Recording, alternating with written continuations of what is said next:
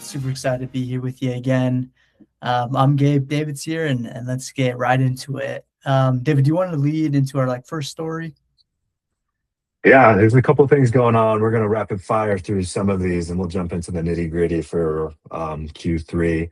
Um, but consumer index just came back in and we are down, dipped to 93.1 points. And that's interesting right now because we're already feeling the effect. So it's not surprising, yet it is interesting to see. Lots of things coming back. So in May 26, the consumer confidence index being dropped by 3.2 points from previously. We've got the war happening with increased pricing for consumers. We have our premium pricing being just like we're priced out of purchasing those anymore. And so it drives more people. And we'll talk about this a little bit from in our next story for what was it? No, it's two stories from Memorial Day weekend and how that has impacted us. But we're just feeling the hurt across the board in ecom, especially in the premium side of things. So it's a little tough on people right now. It's a little tough on agencies, a little tough on everybody. Prices are going up. People have less money. It's just kind of difficult, but it is what it is. We'll hopefully have some things, some action items to take from here as well. So yeah. Yeah, I think that's a good transition into the next story. Because yeah, I mean, I feel like some brands kind of feel that as well. But what's crazy about we talk about Grüns, and sort of their exit right now, they're Unilever buying Grüns for reportedly, what is it, 1.2 billion? 1.2 billion. Yeah. Yeah, that's probably the most important operator story this year, because this wasn't some 10-year overnight success story. They launched what in 23, right? Well, they launched in 23, yeah, in Yeah. October, I think. So Yeah. that's when they first started. So less than 3 years later, they got $1 billion exit. I think Yeah, that's pretty 1.2 cool. billion. Well, since they started, given it, call it 3 years to be able to hit a annual run rate of revenue of 300 million is significant. It's the fastest that any brand has done this in ecom from its inception. And you've seen some $300 million brands before. We had some clients that used to be $300 million brands now, and how impactful that is. But to do it in the time frame that they did, it's basically how can we copy and paste this? What did they do well in this particular market, right? And so to kind of blend these two, we go that good, better, best. People want to sell the best, high margin, but this is the number one greens product, right? It's shareable. They're doing all of the things right. They're social ready. They're all of these things. And I remember saying, I'll never sell a gummy, and the gummy's overdone. No one can do it, blah, blah, blah. And I just ate my words, totally. So, it didn't happen over 10 years. It happened over 3, and they exited with 1.2 billion. So, there's something there that made it right. Timing maybe had a little bit to do with that as well, but the consumers love it. I haven't taken one gummy from them. I don't even know what it tastes like. So and I probably won't out of spite, honestly. Yeah. Well, honestly, I don't think the playbook was very complicated. I think it was very disciplined. One hero SKU, strong adherence wedge, gummies instead of pills. Honestly, I don't know, David. I mean, I'm more on the TikTok side of things, watch TikTok, and it just seems like gummies are the way to go instead of pills. But super aggressive Amazon growth, and I think that's just the blueprint now. Just right. Hero SKU. Hero Yeah. SKU. Yeah, you're right. Omni-channel, social ready, be ready for people to buy and anywhere and everywhere, be where the buyer is. It's no longer I run Facebook ads to a website and I only sell my website, or I only sell my website on Amazon now. You have to be on your website and Amazon and TikTok shop and selling through all of these different platforms if possible. And then getting into retail is huge. So if you can expand into retail, start small and just stay diligent, like you said, and just grow into those things. If you are diligent and come at it with a plan, it's a given, it's just going to happen. So yeah, that's big for sure. Yeah. our Memorial Day data. I know you're more familiar with this than me. What does the data say? Um, Kind of contradicting data that's coming out right now. So overall participation in Memorial Day sales is up by 36%.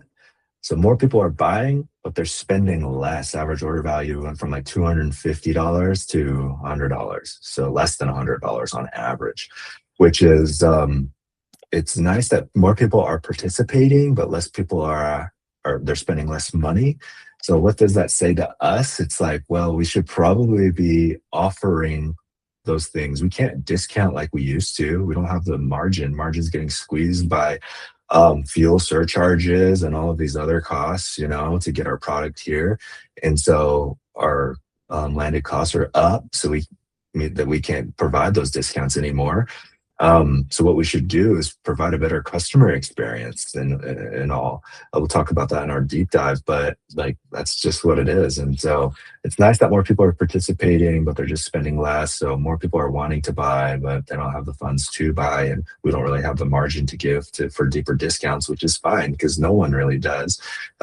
Just being upfront, communicating with the consumer, having a great product, obviously, and then engaging with them. I love like what brands are doing on social media and how they're engaging with their customers, and just being really raw has been paying Grüns again. It's just been paying dividends for them. So yeah.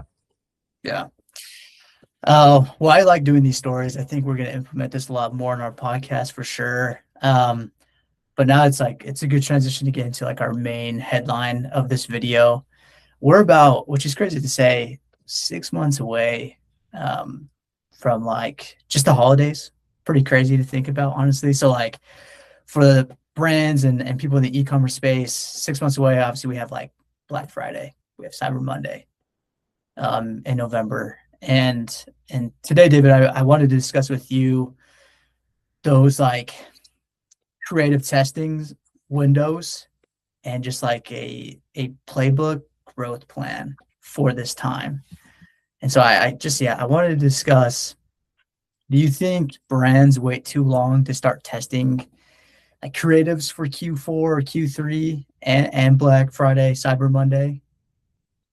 Oh, it's tale as old as time. Is like you're getting into Q3 and you're kind of taking time off, and then you get back from it and you want to jump into, okay, let's do this, and let's start creating this creative, and you do it one by one, and you end up just having to go forward with creative that's not tested, that's not trusted, that consumers haven't really proven to succeed yet. And so a lot of brands do that, right? And we just need to just be diligent, be focused, come with a plan, batch some of those, and go for it. But yeah, a lot of brands unfortunately go that route. Yeah. Well, let's get to the specifics of that. Like, what do you think brands should do during Q3 if they want a really big Q4? That's a great question. They need to be kind of alluded to this a little earlier, but they need to test test 6 to 12 different concepts across social media channels. Which ones are just being able to communicate to their customer basis better. Once they build that, they don't just implement every concept. They test those concepts out. The algorithm on Meta, it needs like 4 weeks basically to test into it. 21 days is a good stopping point as well, but it needs some time to test into those concepts. So build out those campaigns, segment between concepts, push as much pieces of content in there, which one is calling and communicating to that particular customer base. And we already alluded to this in the stories, is like now we need to create these concepts based on different income brackets now. Like what is going to communicate to these income brackets? Because we already know that they're spending less, and we already know that like more people are participating. So we kind of have to separate our demographics into these good, better, best, and then be able to test into them. And so when you're doing this through Q3, not Q4, right? When you're already testing this, you already know what to hit Q4 with. You've tested them all out. You spread the budget across all of your different concepts. And then come Q4, you're putting all your budget in that winning concept for Q4 offering. And that's what it's going to take. Okay. Well, it definitely makes sense. I know for some of our big brands, when we even tested this out last year during the holidays, I think we found it pretty important to like have just like a bunch of creative design works or just other plans and lists for again like how we're gonna make Q4 just super big for these brands. So do you think like for brands, should they build a new ad creative concept like every week inside Q3? No, they should implement them weekly, right? We should implement those concepts weekly, but we should batch. We should be able to create everything. Let's sit down in a sprint meeting as we prepare it. What are these concepts going to be? Batch, create these concepts, and then slowly roll those out, giving them those 21 days to kind of go through all of the, data collection, seeing what the consumer's take is. So definitely don't create it one by one. You want to batch create it. It's the best way to A/B test these and then go in and implement those one by one. Spread your budget out and see what's going on there. Okay. Also know that like Q4 can be a big time for just money waste. So what do you think like I don't know, where do you think brands waste the most money going into Q4? And then like how do you think obviously by discussing this as well, they can just cut that. And again, I think we keep saying like have a big Q4, but I think again that ties into it. Like how can we cut waste and still make Q4 big? Yeah, well, the biggest waste that you have is like going into a plan or going and just starting something without a plan, I should say. Right. So your referral programs, you kind of just like, let's start a referral program and let's just give away the farm. Well, are you taking that overall customer life cycle and pulling it down the pipeline? Are you doing all of those things to monitor and track? Because if you just go and do something, but you don't go back and say, oh, how did that do? And what could we do better? Then that's a complete waste, right? Even if it won, well, can you duplicate it next time? Because you didn't really go back in and review the minutes and check those notes and make sure. So yeah, you kind of need to go through those things. Awesome. Well, that's pretty much all the discussion points I wanted to discuss about. Anything you want to close?